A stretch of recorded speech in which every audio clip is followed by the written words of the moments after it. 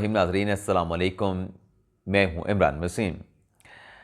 नाज़रीन, इस प्रोग्राम में जो ख़बरें आपके साथ हम शेयर करने जा रहे हैं उनमें से चंद ख़बरों की जो हेडलाइंस हैं, जो टाइटल्स हैं, वो थंबनेल पे आप देखने वालों ने पढ़े हैं।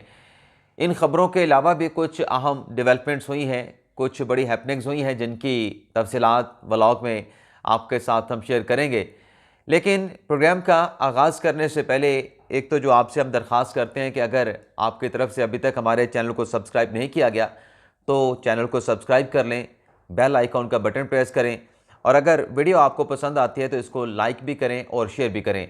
दूसरी जो बात आप नाजरीन से करनी है कि नेक्स्ट व्लॉग में एक बड़ी अहम ख़बर है, बैरिस्टर गौहर के हवाले से, तहरीक इंसाफ के चेयरमैन हैं, उनसे मुतल्लिक़ इमरान खान साहब ने एक बड़ा फ़ैसला किया है। वो फ़ैसला क्या है उसकी डिटेल नेक्स्ट व्लॉग में आपके साथ हम शेयर करेंगे। ईद उल फितर से पहले एक बड़ी ख़बर, बल्कि तहलका खेज़ बड़ी ख़बर, इसकी डिटेल भी नेक्स्ट व्लॉग में आपके साथ हम शेयर करेंगे। अब आगाज़ करते हैं अपने प्रोग्राम का, जो ख़बरें आपके साथ हम शेयर करने जा रहे हैं। सबसे पहले तो नाज़रीन, जो आज के मॉर्निंग व्लॉग में आपके साथ हमने ख़बर शेयर की थी कि जो इमरान खान और बुशरा बीबी साहबा की कन्विक्शन हुई गैर शरई इद्दत के निकाह के केस में, उनमें जो अपीलें हैं इमरान खान और बुशरा बीबी साहबा की, उस पर आज जो जज साहब हैं शाहरुख अर्जुमन साहब, वो केस की समाअत करेंगे। तो आज इस केस की समाअत हुई और ख़ास बात यह है कि जो वकील हैं बुशरा बीबी साहबा के सलमान अकरम राजा, उनकी तरफ से अदालत से एक दरख्वास्त की गई, इस्तदा की गई, लेकिन जज साहब ने वो इस्तदा नहीं मानी। तो अदालती कार्रवाई नाज़रीन आज ये रही कि एक तो जो राजा रिजवान अब्बासी हैं खावर मानिका के वकील, वो आज अदालत में पेश नहीं हुए। वो पेश अगर होते तो जो सलमान अकरम राजा साहब ने इस्तदा की कि बुशरा बीबी साहबा की जो सज़ा है उनको सस्पेंड कर दिया जाए, और वो उन्होंने कहा कि सलमान राजा साहब ने कि अगर बुशरा बीबी साहब की सज़ा आज सस्पेंड हो जाती है तो वो रिहा होकर अपने घर चली जाएंगी, क्योंकि नैब केस में बुशरा बीबी साहबा की सज़ा मुअत्तल हो चुकी है और पीछे उनकी जो कन्विक्शन रहती है वो गैर शरई इद्दत के निकाह के केस में रहती है। लेकिन जज साहब ने, क्योंकि आज खाबर मानिका के वकील राजा रिजवान अब्बासी नहीं आए, उनकी तरफ से दलाइल नहीं दिए जा सके, तो फिर जो सस्पेंशन की एप्लीकेशन के ऊपर इस्तदा कर रहे थे सलमान अकरम राजा, वो उन्होंने नहीं मानी और आज की हद तक ये जो रिहाई की सज़ा की सस्पेंशन की जो इस्तदा थी उसको आज की हद तक जो है वो मुस्तरद कर दिया गया है। अब केस की समाअत को 9 अप्रैल यानी पीर ही बनेगा गालिबन 7-8 मंगल तक मुलतवी किया गया है। तो अब मंगल को देखते हैं क्या होता है। हो सकता है कि अगर सज़ा सस्पेंड हुई तो जो बुशरा बीबी साहबा हैं उनकी रिहाई फिर मुमकिन हो जाएगी, क्योंकि जैसे मैंने कहा कि नैब केस में उनकी पहली ज़मानत हो चुकी है। अब नाज़रीन, इस केस में जो दलाइल थी सलमान राजा साहब ने, वो भी आपके सामने रख दें। ये मैंने जो थंबनेल पे लिखा कि इस्तदा मुस्तरद हो गई, वो मैंने इसी केस के हवाले से इस्तदा कर रखा है कि रिहाई की इस्तदा मुस्तरद, बुशरा बीबी साहबा की रिहाई की इस्तदा मुस्तरद। अब इस केस में नाज़रीन सलमान राजा साहब ने कहा कि इस केस में तलाक और इद्दत की जो तारीखें हैं वो बड़ी अहम हैं।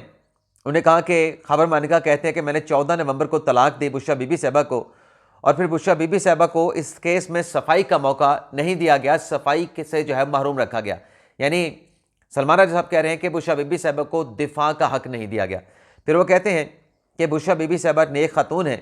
वैसे नाज़रीन, जब ये दलील सलमान राजा साहब ने दी तो मेरा फट से मेरी जो ध्यान है, तवज्जो है, वो जो अभी चंद रोज़ पहले बुशरा बीबी साहबा ने स्टेटमेंट दिया था ना कि मुझे जहर दे दिया गया है, शहद में डाल के, खाने में डाल के हारपे के 3 कतरे दिए गए, तो मेरी उस तरफ भी तवज्जो गई कि क्या कोई ऐसे भी कर सकता है। अच्छा, सलमान राजा साहब ने खबर मानिका वाली बात तो दोहरा दी कि 14 नवंबर 2017 को तलाक दी, लेकिन सलमान राजा साहब ने कहा कि 14 अप्रैल 2017 को बुशरा बीबी साहबा को तलाक हो चुकी थी, और जब निकाह हुआ खबर मानिका की अगर तारीख भी आप ले लें 14 नवंबर की, तब भी 48 दिन गुजरने के बाद निकाह हुआ है। तो खबर मानिका के हवाले से उन्होंने एक दलील भी पेश की राजा साहब ने कि वो गिरफ्तार हुए थे, लापता हुए थे, और फिर जब मंजर आम पे आए तो खबर मानिका ने कहा कि मैं चिल्ले पे गया था। तो इस पे जज साहब भी जो है वो मुस्कुरा दिए, शाहरुख अंजुमन साहब। तो ये नाज़रीन केस की समाअत जो है वो अब मुलतवी कर दी गई है 9 अप्रैल तक। अच्छा, अडियाला जेल में इमरान खान साहब के मुकदमे की 190 मिलियन पाउंड की, जिसमें खान साहब, बुशरा बीबी साहब दोनों मुलजमा हैं, उस केस की हेयरिंग भी चल रही है। नेक्स्ट व्लॉग में वो डिटेल भी अदालती कार्रवाई की हम शामिल करेंगे। इसके अलावा राज्य सुन्नी इत्तेहाद काउंसिल ने इलेक्शन कमीशन से रिव्यू कर लिया है और बाज़ार ऐसा लगता है कि होश ठिकाने आने के बाद अब सुन्नी इत्तेहाद काउंसिल उबलीग पाकिस्तान तहरीक इंसाफ को समझ आया है कि हम गलती कर बैठे हैं। मामला नाज़रीन ये है कि जो इलेक्शन कमीशन ने हुक्म दिया था KP हुकूमत को, स्पीकर खैबर पख्तूनख्वा असम्बली को, कि आप ऐसा करें कि आप जो 9 मुंतखब मखसूस अरकान हैं उनसे हल्फ ले लें और सेनेट का इलेक्शन हो जाएगा। लेकिन अगर आपने हल्फ नहीं लिया तो फिर सेनेट का इलेक्शन खैबर पख्तूनख्वा की हद तक रोक दिया जाएगा, पोस्टपोन कर दिया जाएगा। लेकिन इस हुक्म पे, चाहे पेशावर हाई कोर्ट का हुक्म था, चाहे इलेक्शन कमीशन का हुक्म था, इस हुक्म पे अमल दरामद नहीं किया गया। तो 2 अप्रैल को जब इलेक्शन हुआ तो वो रोक दिया गया इलेक्शन कमीशन की तरफ से एक नोटिस जारी करके। अब वो इलेक्शन कराने के लिए सुन्नी इत्तेहाद काउंसिल उबलीग पाकिस्तान तहरीक इंसाफ ने इलेक्शन कमीशन से रिव्यू किया, जिसमें कहा यह गया है, साहबजादा हामिद रजा ने यह पिटीशन दायर की है और एडवोकेट हामिद खान साहब की खिदमात बतौर वकील जो हैं इस केस में हासिल की गई हैं। इस दरख्वास्त में कहा गया कि 28 मार्च को इलेक्शन कमीशन ने ऑर्डर किया जिसमें मशरूत कर दिया गया खैबर पख्तूनख्वा का इलेक्शन 9 मुंतखब अरकान की वोट टेकिंग के साथ। और फिर वो ये कहते हैं दरख्वास्त में सुन्नी इत्तेहाद काउंसिल वाले कि चूँकि ये मामला मखसूस नशिस्तों के हवाले से सुप्रीम कोर्ट में ज़ेर समाअत है तो उसके फ़ैसले का इंतज़ार कर लें। लेकिन ऐसा करें, दरख्वास्त में कहा गया है कि क्योंकि बग़ैर नोटिस दिए ये KPK का सेनेट का इलेक्शन मुलतवी किया गया है, तो अब दोबारा से खैबर पख्तूनख्वा के सेनेट के इंतखाबात का शेड्यूल जारी किया जाए, ये इलेक्शन करवाया जाए, मुनक्कद किया जाए। और जो 9 अप्रैल को इलेक्शन हो रहा है चेयरमैन और डिप्टी चेयरमैन सेनेट का, उसको उस वक्त तक रोक दिया जाए जब तक ये खैबर पख्तूनख्वा में सेनेट का इलेक्शन नहीं हो जाता। अब आप नाज़रीन खुद ही अंदाज़ा कर लें कि अगर ये चीज़ें सारी पहले कर लेते, ये 9 मुंतखब अरकान से आप हल्फ ही ले लेते, कोई फ़र्क नहीं पड़ना था। अभी कल परसों तो ये बात कर रहे थे कि हम चेयरमैन और डिप्टी चेयरमैन का इलेक्शन ही ना लड़ें। चलें, आज इलेक्शन कमीशन से रिव्यू किया है तो देखते हैं इलेक्शन कमीशन इस पर क्या जो है वो फैसला सादिर फरमाता है। इसके अलावा नाज़रीन, शाहिद अफरीदी जिनके खिलाफ पिछले दिनों भी सोशल मीडिया पे कैंपेन चलती रही, प्रोपोगंडा होता रहा, अब सियासत करना, सियासत में आना हर शख्स का, जो पाकिस्तानी है उसका राइट है, वो आ सकता है, वो आए सियासत में, अवाम की खिदमत करना चाहता तो करे। लेकिन यहाँ पे तो हर शख्स अवाम की खिदमत के नाम पे आता है, लेकिन फिर वो खिदमत वाला लफ्ज़ निकल जाता है और मेजॉरिटी में जो है वो ज़ाती खिदमत जो है वो होना शुरू हो जाती है। लेकिन बहरहाल ख़बर ये नाज़रीन सामने आई है, वो प्रोपोगंडा तो शाहिद अफरीदी के खिलाफ अपनी जगह पे। शाहिद अफरीदी को वज़ीर आज़म शहबाज शरीफ ने 2 वजारतें देने की पेशकश की। एक वजारत उनको स्पोर्ट्स की देने का कहा गया, ऑफ़र की गई, और दूसरी उनको वजारत देने की बात की गई कि आप यूथ की वजारत ले लें। लेकिन शाहिद खान अफरीदी ने ये दोनों वजारतें लेने से इनकार कर दिया और शाहिद अफरीदी ने यह कहा कि मैं फ़ोकस जो है अपनी जो फाउंडेशन है उस फाउंडेशन के काम के ऊपर जो है वो फोकस रखना चाहता हूँ। तो ये शाहिद अफरीदी साहब ने जो है वो अपना स्टेटमेंट दिया है। लेकिन शाहिद अफरीदी को लेके और शाहिद अफरीदी के नाम को लेके तहरीक इंसाफ के रहनुमाओं में आजकल बहुत ज़्यादा गम और गुस्सा पाया जाता है। एक नाज़रीन ये ट्वीट है, अब देखें कितनी मोहतरम शख्सियत हैं सलमान अकरम लाला साहब, वो शाहिद अफरीदी के बारे में क्या लिख रहे हैं उनके ऑफिशियल अकाउंट से, जो कि ब्लू टिक है, लग रहा है कि उन्हीं का ही है। 1000 शाहिद अफरीदी भी आ जाएं तो भी इमरान खान का सहर नहीं तोड़ा जा सकता। शाहिद अफरीदी वो मिलिटेरियल ही नहीं जो इमरान खान का सहर तोड़ने का तो सवाल ही पैदा नहीं होता। अब ये सलमान अकरम लाला के जो वकील हैं उनके अकाउंट से, ट्विटर अकाउंट से हुआ है। भाई अगर खान साहब आ सकते हैं कप्तान क्रिकेटर होने के नाते, तो शाहिद अफरीदी क्यों नहीं आ सकता। इसके अलावा नाजरीन, PK 73 और PK 79 खैबर पख्तूनख्वा से, जहाँ से तैमूर सलीम झगड़ा हार गए थे, PTI के अली ज़मान एडवोकेट हार गए थे, अब इन दोनों ने जो इनका एक मुकदमा है या इल्ज़ाम आप कह लें कि हमें फार्म 45 और 47 के ज़रिए हरवाया गया है, इन दोनों ने रजू कर लिया इलेक्शन ट्रिब्यूनल से। और इनका ये कहना है कि चूँकि हम फॉर्म 45 के मुताबिक जीत रहे थे, लेकिन फॉर्म 45 में हमें हरवा दिया गया। तो ये इलेक्शन के मामलात का जायज़ा लेके हमें विनर कैंडिडेट जो है वो डिक्लेयर किया जाए। तो देखते हैं इस पर क्या फ़ैसला आता है। अब बात कर लेते नाज़रीन शेर अफजल मरवत साहब की। मरवत साहब को जो फोकल पर्सन की फहरिस्त है उससे निकाल दिया गया है।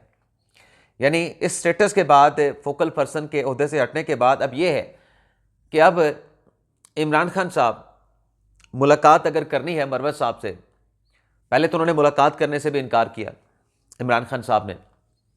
अब अगर मुलाकात करनी भी है मरवत साहब ने दोबारा इमरान खान साहब के साथ, तो अब वो खुद से नहीं जा पाएंगे इमरान खान साहब से मुलाकात करने के लिए, बल्कि अगर वो खान साहब से मिलना चाहते हैं तो इसकी अप्रूवल उनको लेना होगी, और अप्रूवल देंगे बैरिस्टर गौहर अली खान, शिबली फराज और इंतज़ार पंजोथा और बैरिस्टर अली ज़फ़र, और एक नाम गालिबन और है उमर अयूब साहब हैं।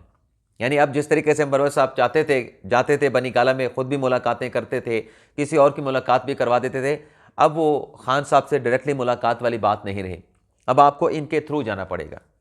लेकिन नाज़रीन, मरवत साहब बड़े दिल बर्दाश्ता हुए हैं। वो क्यों दिल बर्दाश्ता हुए हैं और तहरीक इंसाफ को छोड़ने का क्या मामला है, इस पर आने से पहले ये जो सब कुछ हुआ, मैंने रात भी आपके साथ खबर शेयर की जो कि मेरी दुरुस्त साबित हुई कि इमरान खान साहब ने पार्टी में बड़े पैमाने पर इखाड़ विचार करने का फैसला कर लिया है। अब इखाड़ विचार नाज़रीन क्या है? नाज़रीन ये क्या क्या आ गया है?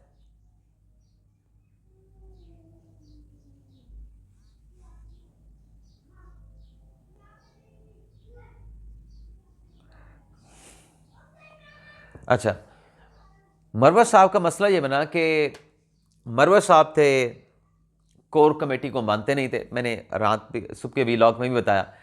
लेकिन खान साहब की जो नाराज़गी मरवत साहब से जो बहुत ज़्यादा बढ़ गई, पहले तो खान साहब ने कई मरतबा नज़रअंदाज किया, वो ये था कि मरवत साहब कोर कमेटी को नहीं मानते थे, मरवत साहब भी नहीं मानते थे और उमैर नियाज़ी साहब भी नहीं मानते थे, बल्कि कोर कमेटी के फैसले कहीं और पता चल जाते थे।